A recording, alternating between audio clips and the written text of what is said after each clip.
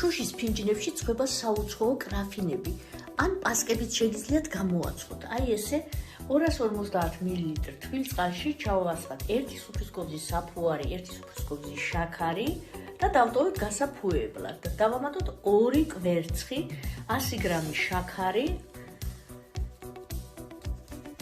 ვამატებ ვანილს და სუნელებს, ჩვეულებრივ კონიაკში დააყენებულ სუნელებს. ფქვილი 550 დავამატოთ, ცოტა მარილი და მოვზილოთ ცომი. ვამატებთ 90 გრამ კარაქს, გამდნარ კარაქს.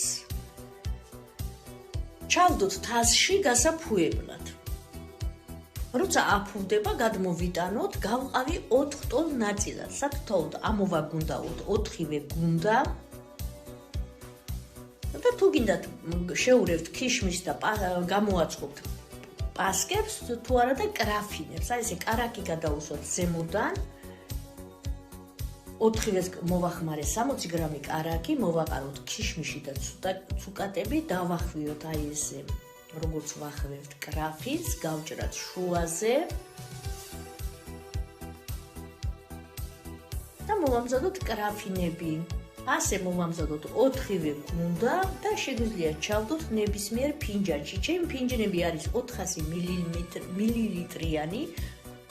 თუ უფრო პატარა ფინჯანი გაქვთ, ცომი გაყავით 6 ტოლ ნაწილად და გამოაცხობთ უფრო პატარა კრაფინებს.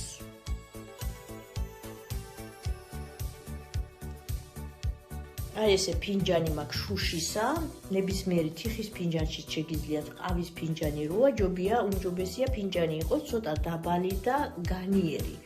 მეოთხე კრაფინი ჩავდე ჩვეულებრივ პასკის პატარა ფორმაში. ესენი წხვდება სტანდარტულად წინასწარ გახურებულ ღუმელში 150 გრადუსზე 40 წუთი. ზემოდან შეგიძლიათ გადაკვეთილი კვერცხის გულიც წაუსვათ იმის მერე, რაც ფორმებში გაორმაგდება, ამოფუვდება. გამოდის სასწაული კრაფინები, აი ასეთები, ჭიქიდან ძალიან ადვილად ამოდის.